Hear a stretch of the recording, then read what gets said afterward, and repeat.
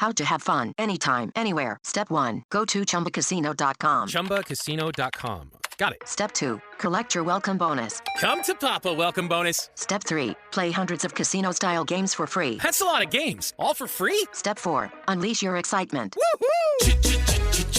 Chumba Casino has been delivering thrills for over a decade. So claim your free welcome bonus now and live the Chumba life. Visit ChumbaCasino.com. No purchase necessary. VGW Group. Void where prohibited by law. 21 plus. Terms and conditions apply.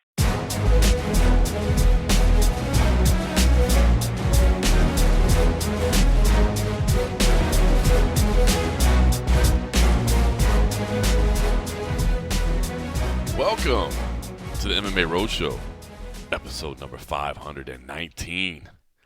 My name is John Morgan, and Cold Coffee is with me, and I'm just going to apologize to everybody off the start. Anybody of our friends, our traveling media that made it in for UFC 313, I apologize if we made it seem in any certain way that you would be coming to an absolutely stunning, beautiful Las Vegas. Instead, it's fight week, and the wind is blowing. It has gotten nasty. Winter has returned. It's 53 degrees outside right now, Cold Coffee, but the feels like with the just howling winds out there is 38 degrees. I blame the traveling media that brought it in. They brought it all That's with what them? It was. Tell all me. those Canadians from up north that came into town and people from Antarctica that just now started covering the sport and are in town. The Antarctica Morning News, bro.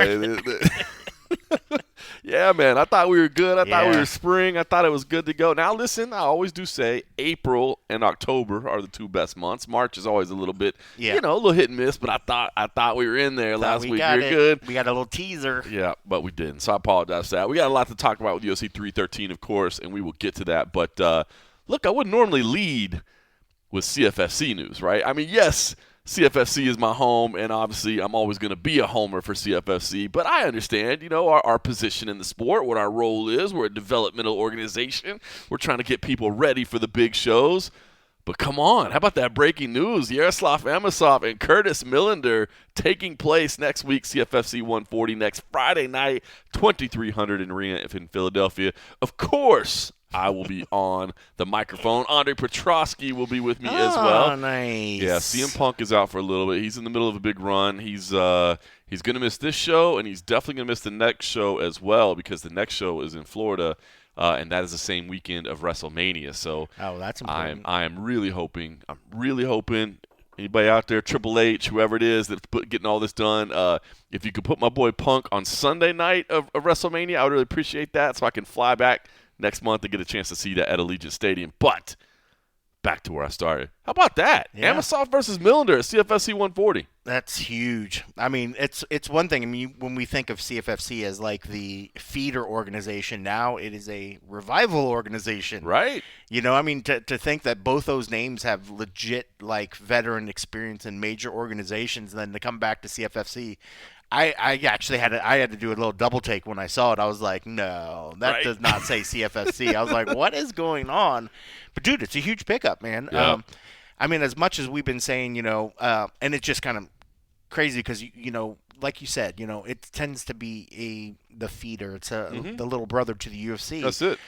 When we think about like viable options, it was always like, man, that's why we want Bellator around. That's why we want the PFL around. But now you got guys that are being able to get some work that obviously they're happy to get because they signed the contract in CFFC. So do we have another organization off to the side now? Look, we're not going to try to put ourselves as the national organization, the international organization, but this is an honor for us to be able to put this on. Cool. You know what I mean? To see Amosov coming back.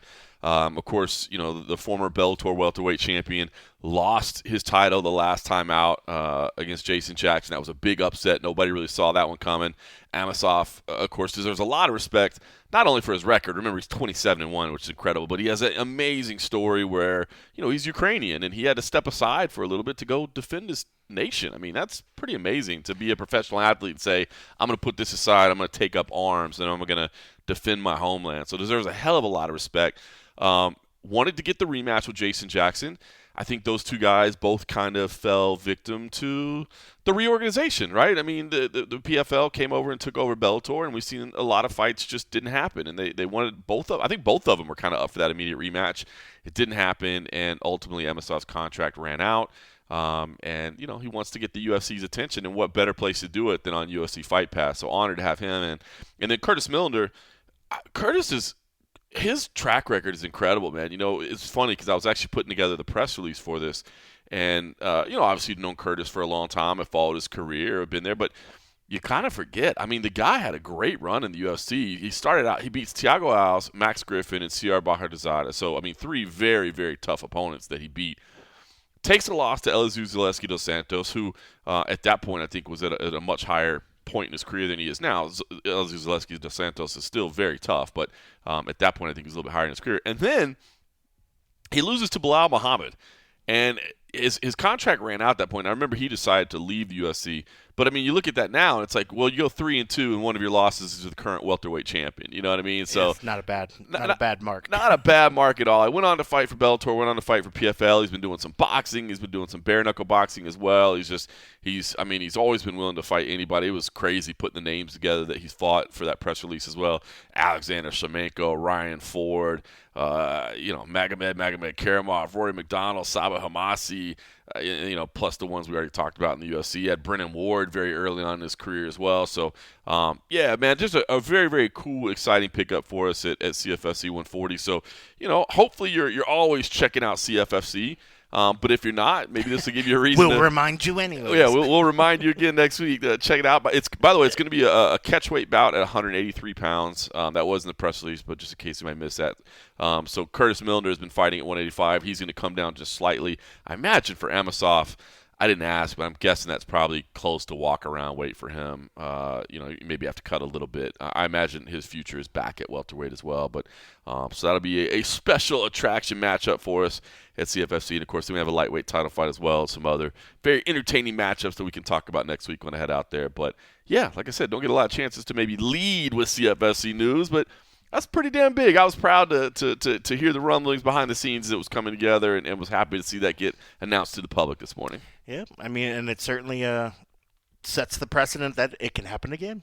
You never know. You just never know. Big things Bellator happening. fighters. Hey, Bellator fighters. Big things happening at CFFC. Big thing. We got all kinds of big announcements coming at CFFC in the very near future.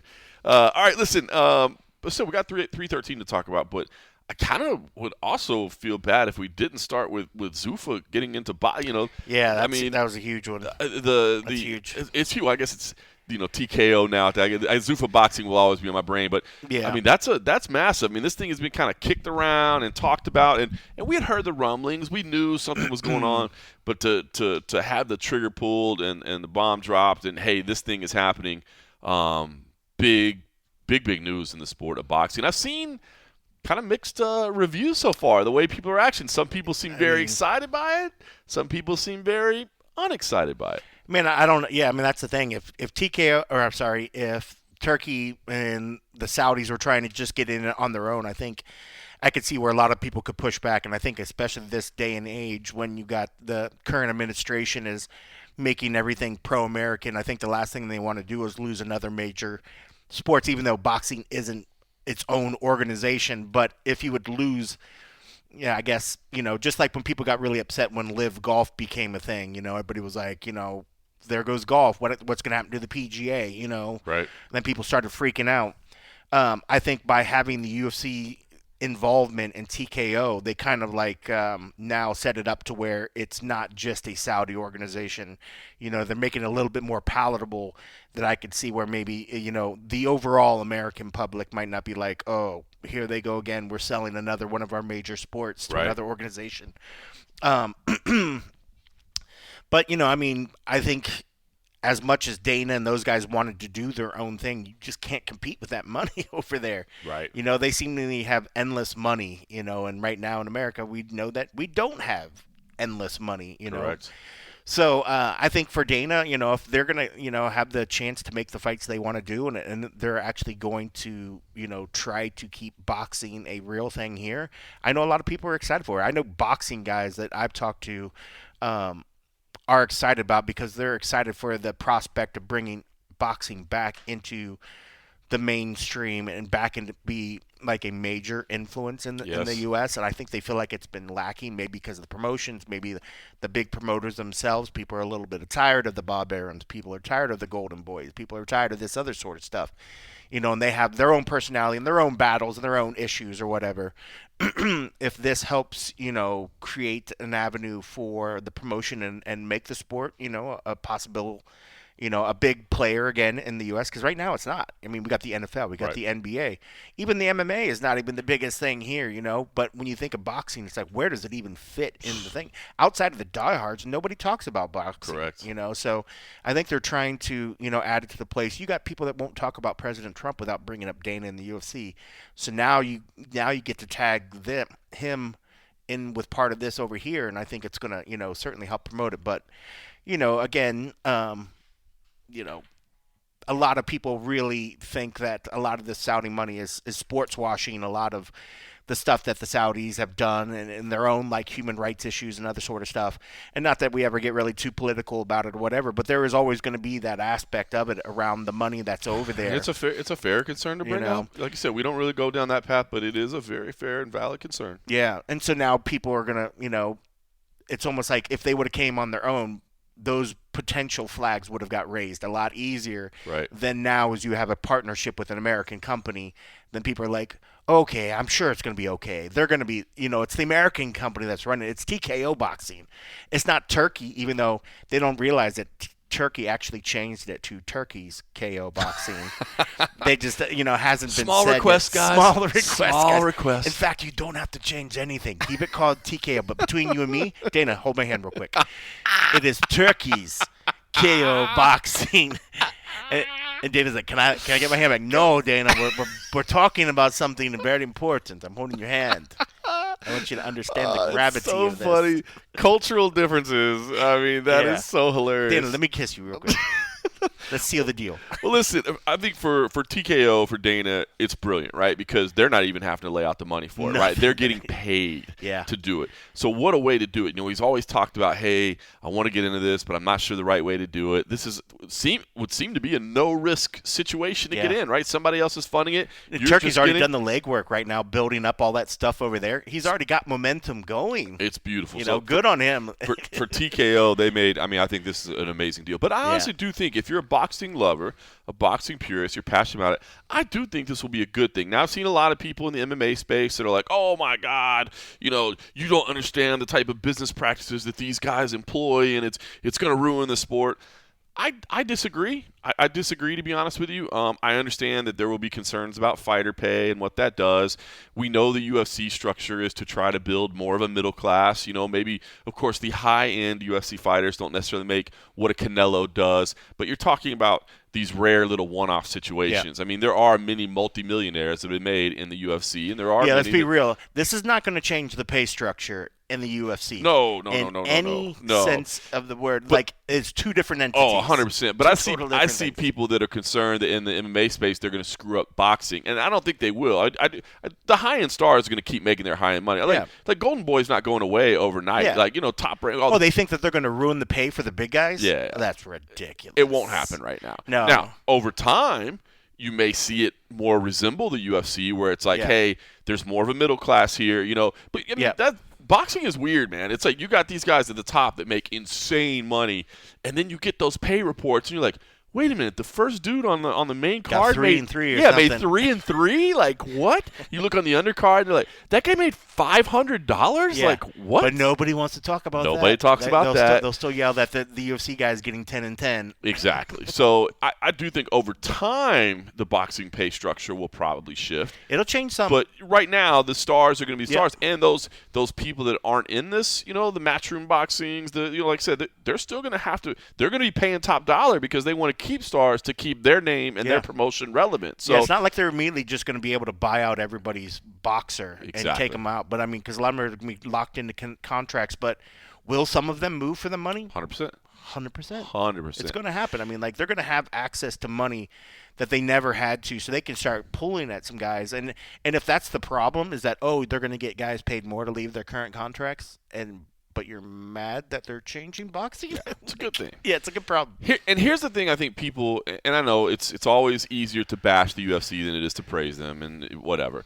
Yep. And I'm not saying that everything they do is perfect, but here's something that I do think that boxing fans can look forward to is that, you always heard Dana over the years say that, like, every boxing event, it's like a fire sale, right? It's like a going out of business sale. We're just trying to extract as much money as possible because we don't have to worry about what's next.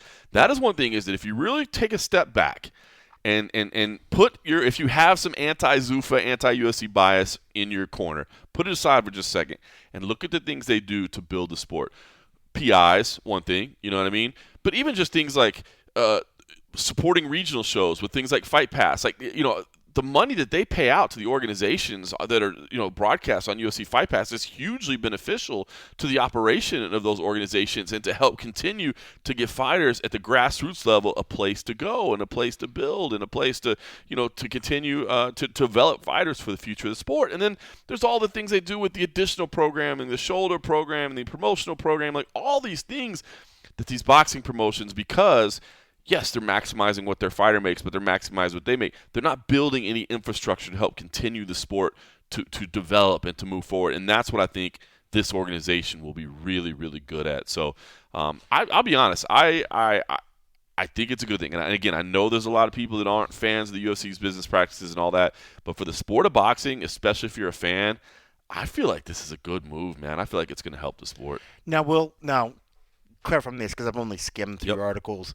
Will they have their own belt system, or are they just acting as a promoter like a Golden Boy, and they'll still have the WBC, WBA, every other thing? This is why this thing all works out perfect. Recently Turkey had bought the Ring magazine, which has the Ring belt.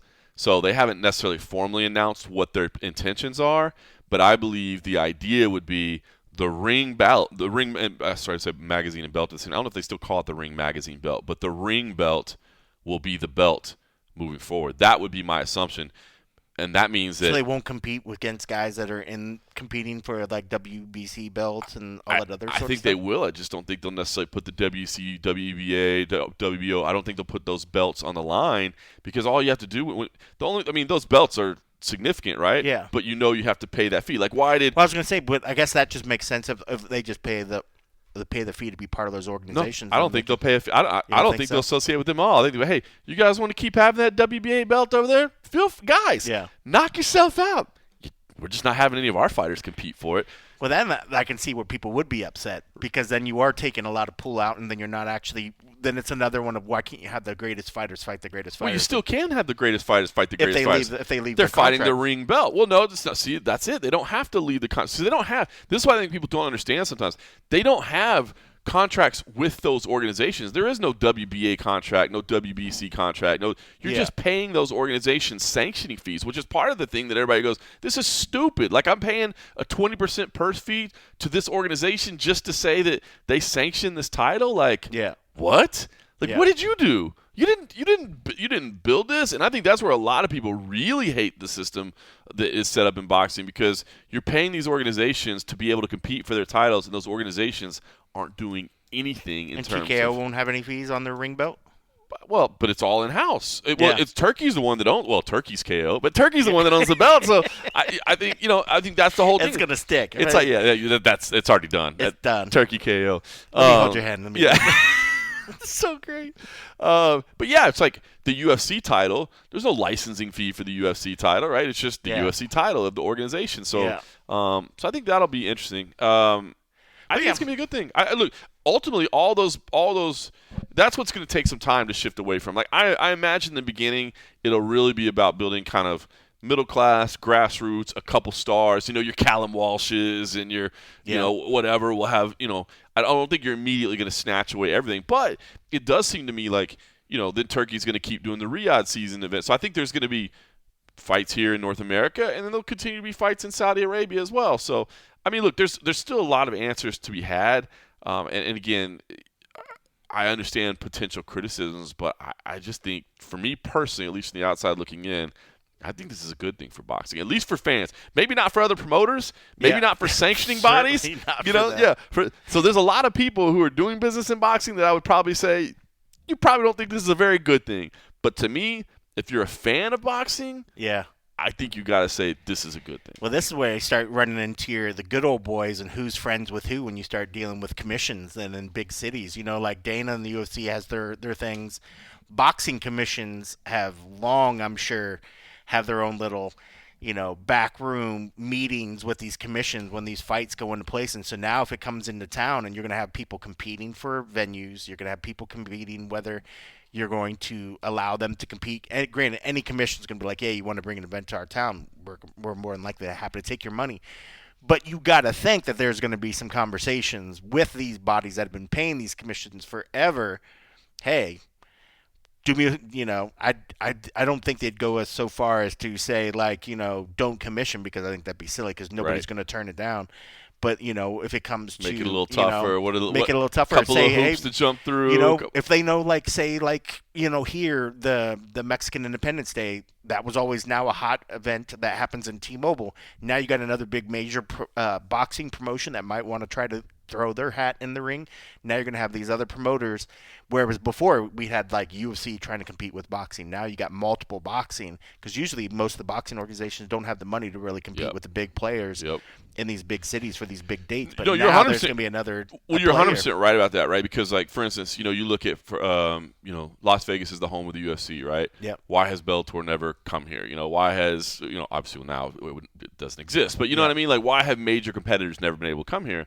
Because they couldn't get access to the venues because they were exclusive contracts with either the organizations themselves or like with commissions. It's very easy. There's all kinds of things you can do with commissions to be like, oh well, we can't sanction your event because we actually have an event the next night, and that would stretch our staff out too much. So like you can't. So there are little shady little plays that happen like that between the commission and the organizations and things. I wouldn't say the commissions are shady, but I mean there are little gamesmanships, right? Where it's like, these are gentlemen's agreements, that probably they would never ever say up front, that it's just a matter of doing business together. Like if I can make it easy for you to do business by doing something that's not technically illegal, maybe is it a little bit ethically shady at times, but I'm not breaking any laws, I'm not doing anything, I'm speaking truth. Like it would put a strain on our organization to have a quick turnaround. We'd rather not do that. And let me give an example. Like for instance, if let's say, I believe it's called Crypto.com Arena right now. Let's say like in California, like an organization, whether it be boxing, mixed martial arts, or whatever, was doing like Crypto.com Arena on Saturday night. A competing organization wants to come in and they want to do Friday night, and they actually want to do that at the Intuit Dome. So that's a whole nother venue, different side of town, but it's the same commission and it's a different night. It's a very realistic thing for the commission to be like, we just don't have the staff to do both events. Sorry, these guys had their request in first at Crypto on Saturday, so we appreciate the fact that you're trying to come to our venue and do, but we don't have the staff to be able to sanction this, so we can't approve that date. That's realistic. That you know what I mean? That goes a long way with organizations knowing where you're going to go, so you can get those requests in, 100%. As soon as possible. 100%. So it's on their dockets and stuff. So it's funny. Did you see? I didn't see the entire interview, but I did see the social clip, which I thought was hilarious on the Pat McAfee with Turkey in it. So this is great. So I guess it's Turkey joining from wherever he is. Dana's on a different call, and then it's the Pat McAfee show. And so they're talking, and Turkey goes, "Hey Pat, why don't you ask Dana when our first event is?" And he's like, "Well, hey, when's the first event?" And Dana's like, "Well, we'll make that announcement." Turkey's like, "September." Dana's like, well, I mean, these are the kind of things that we don't necessarily want to jump out in front of. He's like, we kind of want to hold back on these and announce it when we're ready. You know what I mean? And then, so he kind of, but they're laughing. They're like, all right, so it looks like their first event is going to be in September. Everybody's kind of laughing. And credit to Pat McAfee. He's like, this is great news. He's like, so September 5th, the world changes when the whole thing happens. Maybe it's September 6th. Yeah. The world changes when everything happens. Maybe it's September 7th. This is all going to change. And Turkey goes, maybe September 12th. Oh, God. And you can see Dana just going. That's hilarious. Dana's like, Turkey, hold my hand. We must not do this. We must not do this. So it looks like September 12th is going to be the debut. But here's the interesting part. That's hilarious. September 12th is a Friday. Interesting. Which I think brilliant, right? I mean, if this should be their strategy. Yeah. Don't counter program, right? Yeah. Boxing on Friday, MMA on Saturday. Yeah. You're not competing against each other. You still can't do it at the same venue. Well, you just wouldn't be able to do weigh-ins. You could change everything else in. I mean, that's a heavy, quick. But hey, we've seen them turn T-Mobile, for instance. We've seen them turn it from hockey into MMA. You know what I mean? So you can do it, and then you bring in WWE on Sunday night for Sunday night. Is it Sunday Night Raw? That's Monday. You know what I mean? Like Monday night. Man, interesting.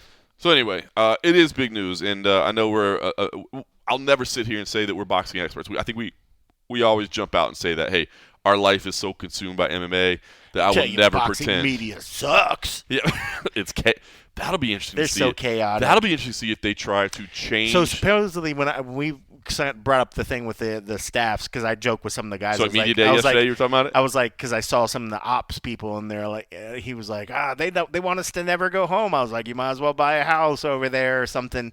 But then I saw a camera guy, Photog, said that they were getting new staff for a lot of the stuff. So will there be some initial coverage of it? Yeah, I mean, look at Power Slap, for example. Look at any other little thing. Yeah, you'll have the people that have been running it for the UFC go help. But that's what I'm wondering. But I think they try to set up New, systems? I think they'll eventually get new full staff to handle those things, just because they want it to go full time. Literally, you can't.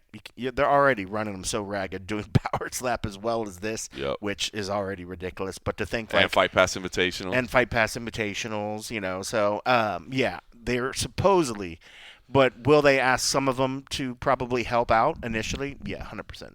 But will they try to implement the same kind of systems? Because that is one thing us as longtime, UFC journalists and a former employee in your own respect, the systems that in place to cover the events for the media and the operations versus the systems when you go do these boxing events. I mean, it's chaos at boxing.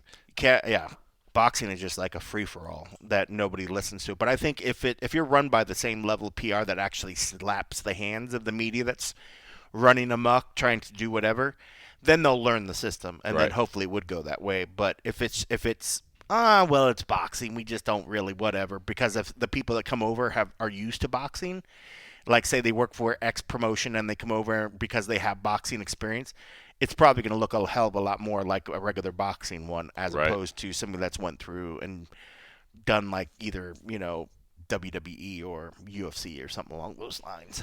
I hope it's more on the UFC side, but who knows?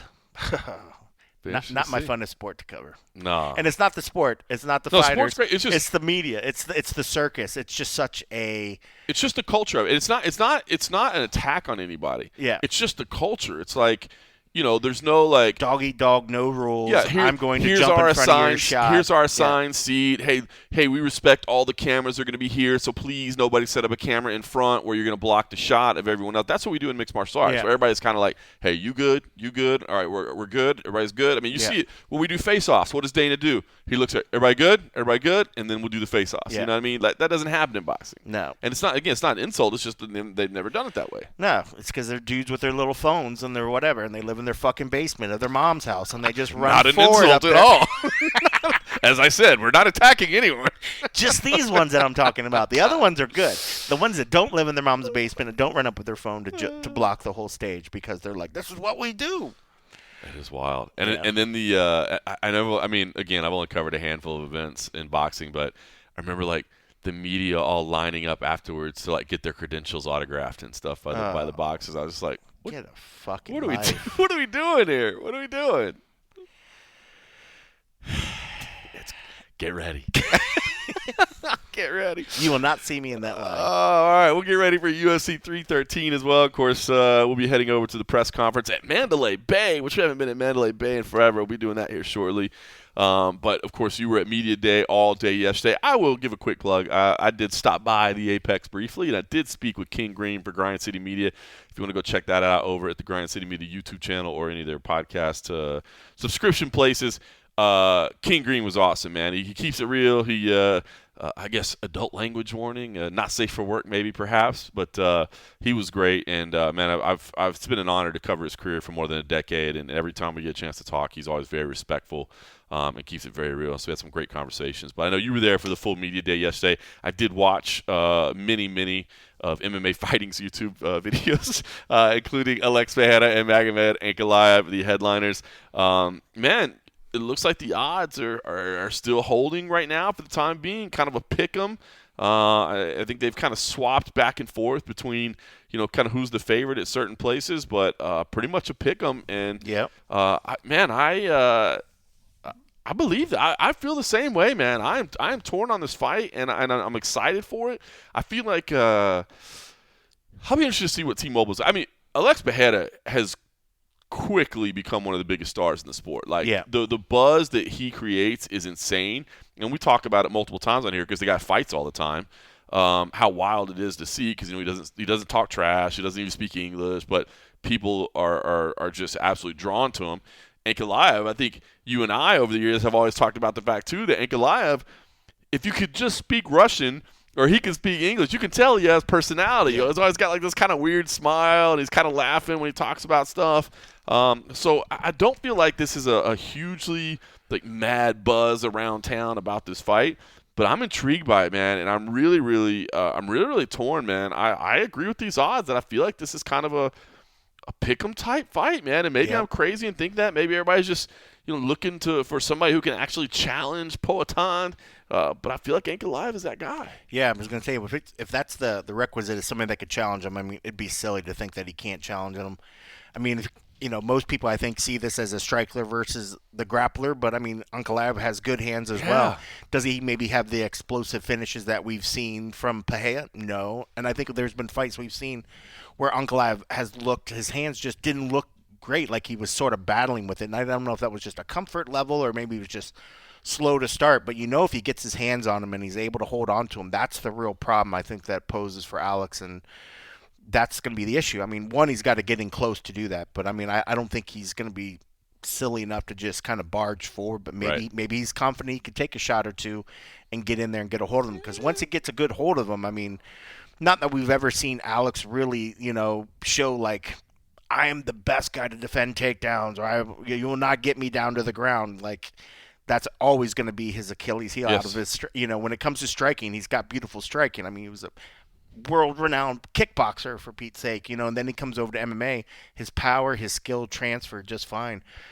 But again, Ankalaev, these guys, they're born grapplers, born wrestlers. I mean, that shit, they just breathe that stuff, man. So, I don't know. It's tough. I did. I sided with the champ, even though I think it's hard not to. I think that's it. It's just hard not to. I mean, I think in years past we would have jumped on Ankalaev, but then there's been some times I've seen him in training where I was just like, man, he doesn't look really all that great in training. Granted, it's training, but I know a lot of his training camp and stuff he's been focusing now is a lot of jiu-jitsu and a lot of ground game stuff.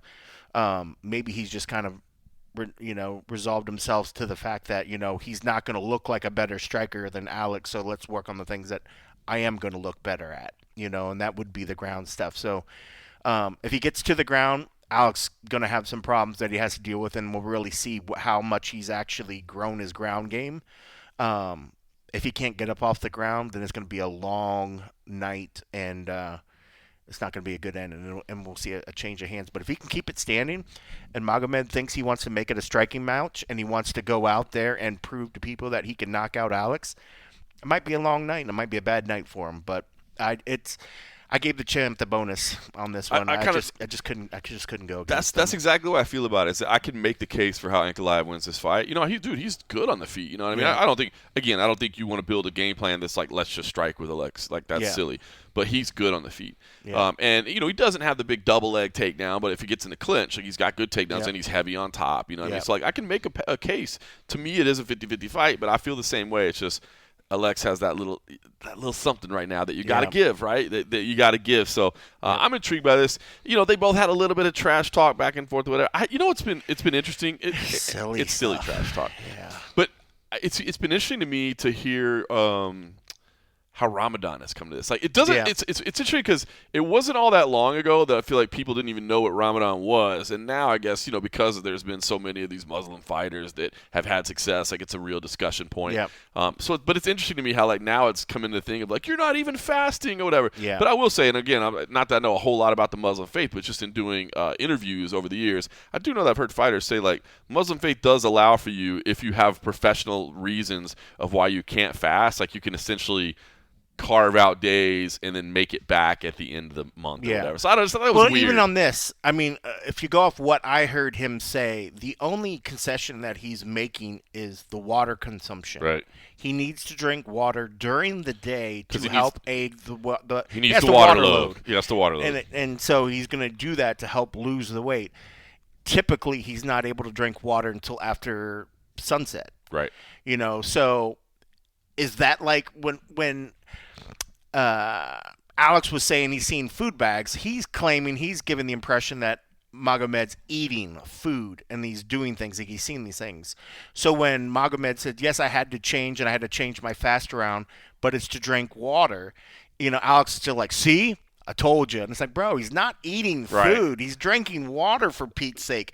But it does go into why you maybe pick a gentleman that you know that you're going to be put up against. And then you add the fact that this is his holy month and he's going to be putting extraneous, you know, restrictions on what he can do. That's a heck of a time to pick that guy to fight against you.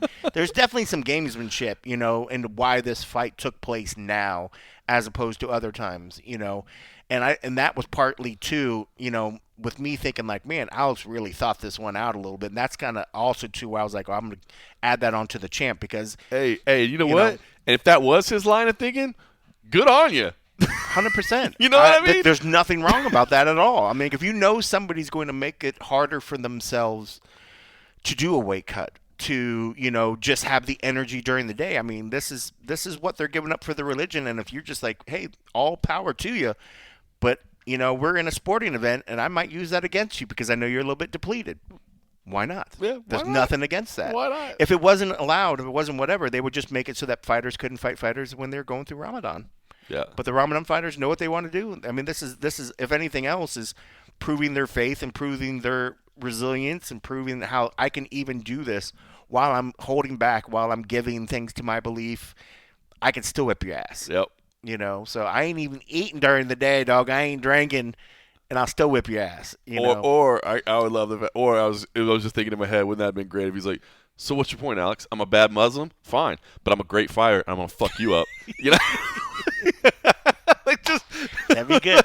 So hey, again, yeah. That's for me and my God to figure out. You waking up on Saturday night is for you and your God to figure out. That's like, I like that. See, now we got some chills. Now I mean, and that's it, you know. And at the end of the day, I mean, it was water, for Pete's sake. And anybody that understands what some of these people have to do to cut the weight, you know, and if it's already been something that's been accepted, and the people in his faith aren't judging him, why are you judging them? You know, like if anything else, I think, you know, if you're looking for reasons to make yourself feel better, then that's a little bit iffier. I think I think they're both just like, look, we got to figure out some way to sell this fight.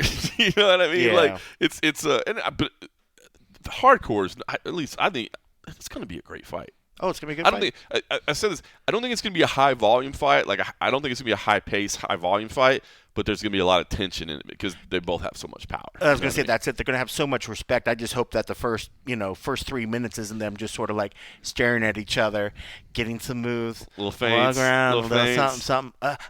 No, almost. I almost threw something right there at you. Let's walk around a little more.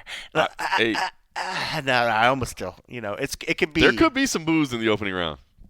Could be. There could be some moves in the opening round. But, you know, I mean, at the end of the day, who cares? Because, I mean, they're dangerous. They're powerful. I think somebody's sleeping either way. Somebody could go to sleep. So, I mean, might as well at least get a few minutes of ring time before you're knocked out. Justin Gaethje, Rafael Fiziev in the co-main event. Obviously, the replacement fight, Fiziev stepping in for Dan Hooker. Hell of a replacement, to be honest with you. Yep. Like I said, not one I would have initially said, I really want to see this fight. But you know it's going to be fun. And that's only because we have seen the fight. We saw it pretty recently. We know that Justin Gaethje doesn't have a whole lot of fights left in him, so some fresh matchups would have been fun. But that said, it's still a fun fight. And, again, looking at the odds, I mean, seeing Fiziev hold as the favorite. Shout out to our partners at CloudBet. You know, we just want to give them some additional love as we're talking about it. But Fiziev holding as the favorite over Justin Gaethje, I was a little bit surprised to see it, to be honest with you. Yeah. But I guess I do understand it as well. Gaethje's coming off a tough knockout. It was a competitive fight the first time around until late in the fight. Fiziev is the younger man, but Fiziev is also the one stepping in on short notice and flying halfway around the world. So I guess that's why I was a little bit surprised. Plus, I just feel like people love Justin Gaethje. Like, who doesn't want to throw some money on Justin Gaethje? So I'm a little bit surprised. Maybe it'll shift closer to the fight as people start to put a little money down. Because, on fight days, sometimes it's just, you want to throw a couple bucks on your favorite fighter regardless of what the damn odds are. You just want to show your support. And I would think that type of casual money would lean far heavier in Justin Gaethje's direction than Fiziev. And we still need to see how he looks on weigh-in. I went, contrary to what the odds I see, I went with Justin. Yeah, I mean, I get it. he was preparing for a fight. He was ready to get in a fight. He got the decision last time, but I mean, I don't weigh too much in the fact that that last time that we saw Justin, losing. This is a guy that's so reserved. He fights a certain way that tends to end in that particular manner. He's either taking somebody out or he's getting taken out. But. He does the right things in training. I'm not worried about him going in there not 100%, not ready. If anything else, I'm looking to see how Fiziev is going to look this week. He wasn't really prepared for this fight. How's this weight cut going to look? Is he going to be depleted? Is he going to make weight? He looked very nice and healthy and plump and everything at media day. He didn't look like a guy that was ready to hop on the scale right then by any means, So if anything, he looked like he was probably about 20 pounds heavy at that point. So it'll be interesting to see, how he looks going in, and that travel is hard, man. It's not, man. That's a long It's not trip. easy, and your body doesn't just snap out of that and say, okay, yeah, let's cut weight now. It doesn't work that well. And especially as you start getting older and older, it just gets harder and harder. So, I'm leaning Justin, even though I give Rafael all the credit in the world. I mean, we've seen that when people get the right perfect shot on Justin, they will take him out. But the dude's got a hell of a chin, man. He takes damage. I mean, he could take shots, and I think he could take Fiziev's power. And if they get in the middle and start doing rock'em sock'em, man, we've seen it not go his way, but we've seen it go his way. And I feel like if it gets in that sort of manner in this one, he's just on a different level than Fiziev. But we shall see. I side with you on that one, though. Like I said, I the more I thought about it, okay, I do get the line for Fiziev, but I like Gaethje here as well. Yeah. Jalen Turner, Ignacio Bahamondes should be fireworks as well. That's a great one. Again, I had the conversation with King Green. Big underdog against Mauricio Rufy. I understand Rufy is he's the man right now as far as up-and-coming talent. I get it. Their styles together should be very fun. Of course, I don't want to skip over the ranked matchup there of Amanda Lemos and Yasmin Lucindo as well. What's the picks update right now? How are we standing right now? Farrah's up top. I'm like 4 behind her or something like that. Okay. Still striking distance. I'm still in the middle of the pack, which is just early. We're fine. I need to double check getting some out of of my the starting ones. gate right now. It's March, it'd be awesome if she runs it up, man. If she could become the first female staffer, the first co-champ, and then the second double champ, if she could win, I'd be so stoked for her. She's on top, man. She's doing really, really well. So, but yeah, now it's a matter of, I feel like we're playing catch up to her right now. I need to double check my picks because I need to think what I did. I can't remember if I picked Rufy or I picked King Green on that one. Because I'm starting to think that maybe if I did Green, because I have a hard time not picking him. I love King. I'm just so emotionally attached to that dude. I just love the cat, and I know he's not going to be around forever. I feel like I leaned his way, and I'm wondering if I should swap that over to I wouldn't blame you. I understand the odds there. I'm going to be cheering for King. There's no doubt about it, but this is a tough one, especially as hard as Mauricio hits. Yeah. So King, like I said, check out that interview over at Grind City Media. He was awesome. After we got done, he was like, I was the absolute last interview of the day yesterday, and after he got done, he's like, I'm so glad that was my last interview. He's like, that was the best interview. You're the best. Like, love, like, much respect. But it was funny. We were just talking about kind of, him as a person and his style and how he's evolved over the years and that sort of thing. And I did ask him, I'm like, look, 12 years in the game, 50 fights. Are you thinking about the end at all? And he's like, a little bit. He's like, as long as I'm still entertaining, I want to keep going. He's like, but I am thinking about, like, as you get older, how do you make sure that you're sustaining yourself? You don't have to ask people for money and stuff like that. And you don't have to ask for things. And he was like, so that's why I'm starting a farm. He's like, I have 27 chickens right now, and he's like, I was like, I made a joke about that. I was like, how do you say you're rich without saying you rich? You say you got 27 chickens. I was like, what? And he's like, yeah. He's like, Bryce Mitchell's getting me all set up on how to run a farm. I'm like, that is the brotherhood that I did not expect to hear from today. With King be Green. careful when he starts telling you how to use power tools, But when it comes to starting some chickens and shit. But no, because when he said that, I was like, how did that happen? But now that makes a lot of sense when he's saying that Bryce did that for him. Yeah, but he's trying to be sustainable, man. He's trying to be kind of off the grid a little bit. Well, when he said, when he in media day, he was talking about, he's like, I was talking to these fellows in my neighborhood, and a king has to have a castle, So he's like, I'm not just talking about renting. I'm talking about owning it. I mean, you can still have your mortgage payments and stuff like that, but I mean, owning your property, you got to have your place. And he's like, and then he started going about how he had to own his house, and then he talked about his chickens, and I was just like, oh, damn, you just throwing the money around. I was like, look at you with your chickens. But I was like, I love hearing him when he gets on these tangents, man. It's just so funny. He's the best. Yeah, he is something. Any other stand-ups media? I mean, did you guys just do the main card? You had Curtis Blades and Rizvan Kunyev come back there? We did not okay, so see just them. the main card. Well, Yep. I say just the main card. You guys had and then we had main card and the Fight Pass for the Fight Pass. The Fight Pass Invitational. Main comment of that. Any other standout moments or things that just caught your attention? It's like that struck me as good or funny or memorable or out of the ordinary. There was a couple that I remember thinking that I liked Yasmin Lucindo's energy. I thought that she was good going in there, and then on the opposite of her, Lemos was good coming in there. Jalen Turner was fun. Bahamunas was good. But yeah, I mean, King definitely, I think, just because he just stood out because of the personality. It felt like a long day, but he had a way of always kind of separating himself. And then it's always good that we ended on Alex because Alex was really strong at the very, very end. It was weird. So we had Magomed to start it and then Alex to bring up the rear, which normally a lot of times you don't have a headliner to start the whole thing off. No. You usually make them wait. But I thought it was good. Overall, it was a good day. I mean, everybody was pretty consistent and, decent energy. And, yeah, I think it'd be fun fight week. And I like these pay-per-view ones, man, where other media shows up because I could just sit back and record. Yeah. I could just be a video producer and just shoot. That's what I'm kind of thinking. Like moving forward, like I do want to be at some more media days when I can. I think the pay-per-view, there's just no reason to be there because there's enough other people coming in town. You know what I mean? I love it. I could just turn my brain off and be like, yep, let's go. I love it. Dig it, man. I love it. You and I will be heading over to the press conference shortly. From what we understand, there should be a press conference tomorrow as well, right? Yeah, right before 3:14. Yeah, UFC 3:14 press conference. I don't know that that's necessarily official, but we understand that that's the work. It's on the PR schedule. Is it? Okay, so look out for that before the ceremonies, right? Yep. Prior to the ceremonies? Yep, right before. So check out for that if you're looking forward to UFC 3:14. I actually have the list of the people that are going to be there. I think it's supposed to be like the whole main card is what I heard. Yeah, I think so. Where did I put that?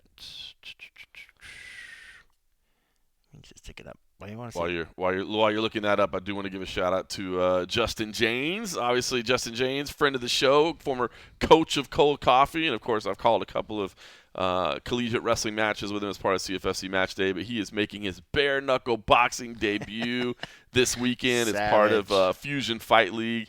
He's facing Bellator vet Lloyd Mix up there in Montana. I believe that is on Spectation Sports if you've got that. So shout out to Justin Janes.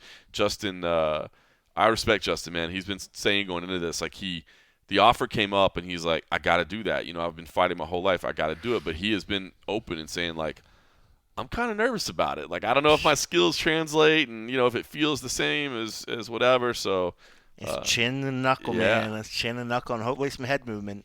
Yep. But yeah, I want to say it's pretty much the main card. Volkanovski, Diego Lopez, Michael Chandler, Patty Pimblett, Yair Rodriguez, Patricio Freddie. Mm-hmm. I always fuck his name up. It's tough. Bryce Mitchell, Jean Silva, Jeff Neal, and Carlos Praches. Looking forward to that. That's a good one. Keep an eye out for that. That'll be something to watch tomorrow afternoon. You got the UFC Fight Pass Invitational tonight. So that's something maybe it might have already been on by the time you listen to this, but something worth watching. I wonder what, I don't talk about Power Slap a lot. for obvious reasons. To me, there's not a whole ton to talk about with it. You Yeah. know what I mean? It's interesting though. So they announced that they're going on YouTube, and I saw a lot of people immediately wanting to poop all over it, and I understand exactly why. I know people are not excited about that organization, and that's fine. But it's one that I've seen Combate recently announced that they're going on full YouTube as well. I think there's a couple other organizations that are eyeing YouTube only for their organizations to broadcast on. And I think it's interesting. I think it's easy to say that, well, that just means you couldn't get a broadcast platform. But I saw the article where Dana White was talking about the fact that, like, you know, we want to be able to basically eat what we kill. We believe we can go out there. And I saw a lot of people just kind of scoffing and laughing and saying, well, you just don't want to admit failure. And maybe that's true. But there's something interesting about that, right? I mean, how do organizations get paid when they get these television contracts? Well, those television channels, they go out and they sell advertising. And they use that advertising to line their own pockets and then also to pay the revenue that they laid out for that content. If you cut out essentially the middleman of the network, you know, you can keep all those profits to yourself. And the views may not be what they would have been. Maybe they're higher on YouTube because it's available globally. Maybe they're not because, you know, you don't get the type of reach that you do into homes that a normal channel does. But if an advertiser wants to be associated with you, and if you feel like you can sell your product better than these networks can, you might actually find a way to profit better on this. I think back to the days when I was at MMA Junkie, and not to reveal too much behind the scenes, but at MMA Junkie, and, you know, we sold to USA Today, and there were times where, you know, we would have meetings talking about advertising revenue and stuff, and honestly, people would just be like, well, listen, man, it's just that these our ad sales people, they don't necessarily know how to sell this. You know, it's still a little bit controversial. It's still a little bit out there, and they don't really know how to package it, and they're having trouble. And so we would have like down revenue months or whatever. And now I'm thinking, you know, while I'm not trying to say, hey man, this, you know, Power Slap is the biggest sport on earth, et cetera, et cetera. We've heard all the metrics and those things.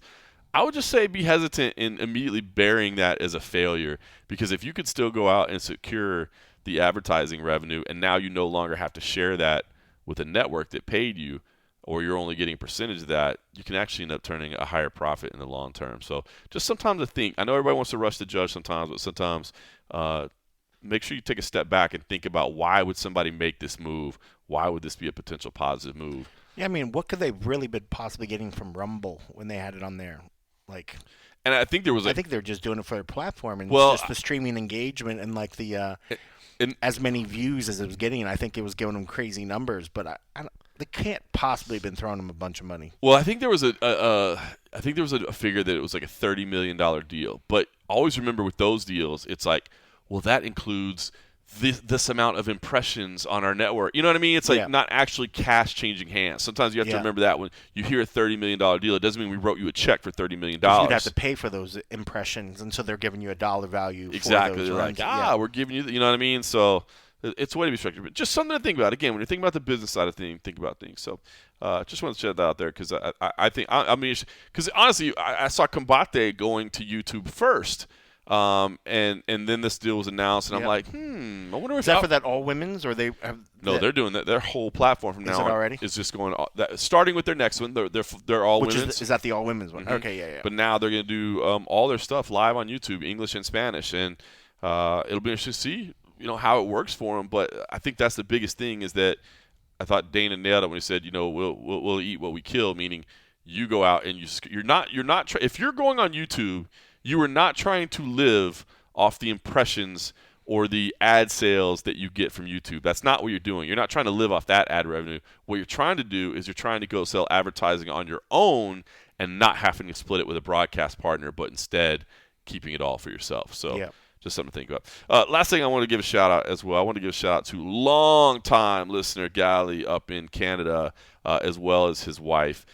Gally goes back to the Junkie Radio days. This dude has been around forever, and anytime I've been in Toronto and Canada, he has always been a super, super nice, accommodating host. He's always looked out for us, and he's a good dude.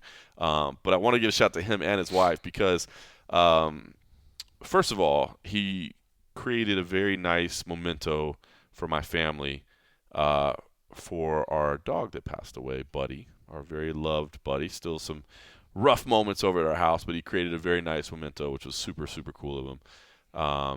And then he also sent this bottle of Canadian whiskey for me and you, and he said, I want you and Coke Coffee to make sure you get good use of this. Now, obviously, going into a press conference today. Yeah, will not be today. That will not be today, but this Canadian whiskey has made it over to the Casa de Coke Coffee, and we will get into this on a future episode. Ooh, we can do Monday, because there's nothing Monday night. I like where your head's at. For the 1.5? For the 1.5?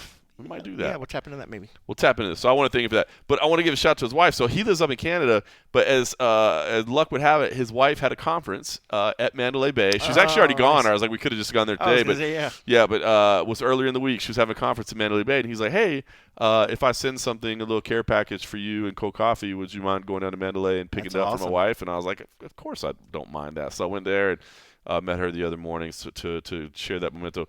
For Gally, if I'm listening, if you're listening, which I hope you are, and I'm sure you are, I would say that my family absolutely loved the memento that you created. Man, it was super, super cool. They both got emotional over it. It's very nice. And me and Coke Coffee will get emotional. It's a nice looking bottle of whiskey. This bottle of whiskey. You know what I'm saying? This is a big one. I know. It's not that 750. This is a 1.14 liter. I was going to say this. That would take up some real estate in the luggage. Ooh, I know, right?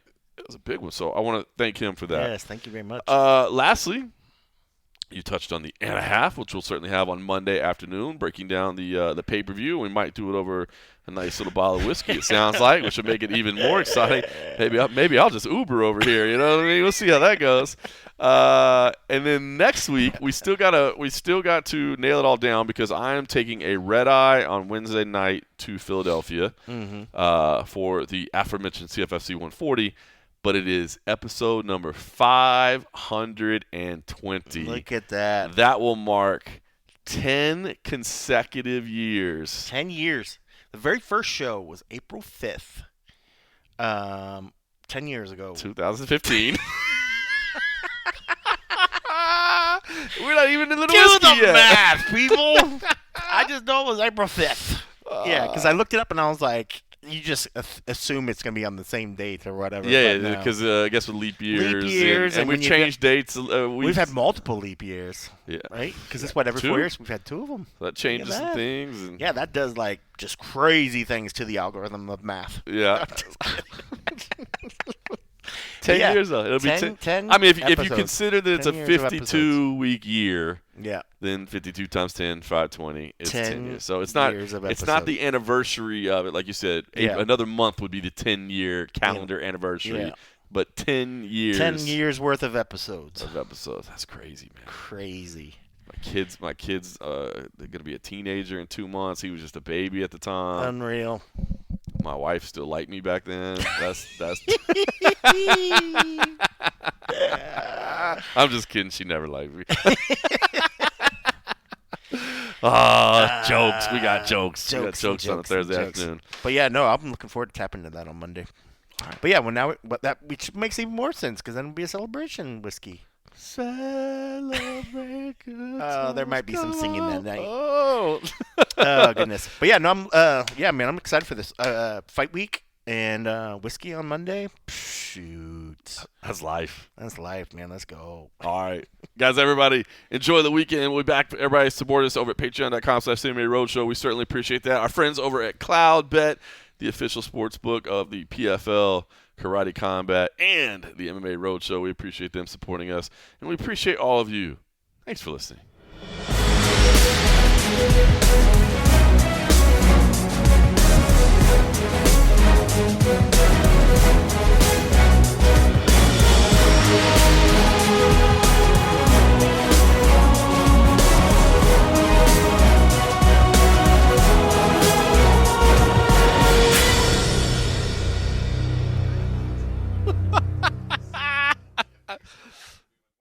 Hey, it's Amy Brown from The Bobby Bones Show. Join me in supporting St. Jude Children's Research Hospital for a chance to win a trip to meet Megan Maroney at the 2025 iHeart Country Festival in Austin, Texas on May 3rd, hosted by Bobby Bones. We're going to hook you up with tickets, flights, hotel, food credits, and a meet and greet with Megan Maroney.